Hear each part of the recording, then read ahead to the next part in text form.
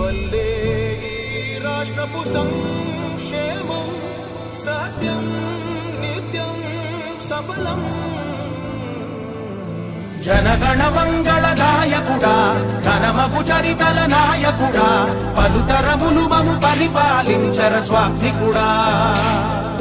నవయుగ మేధో సైనికుడా, సమయము తెలియని సేవకుడా, యువ నవ్యాంధ్రకు ప్రగతిని చూపర సాధకుడా, వైతాళికుడా.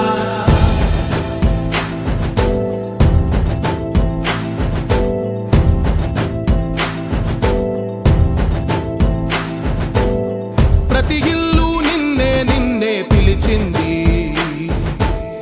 ప్రతి గడప నీకే స్వాగతమంటోంది.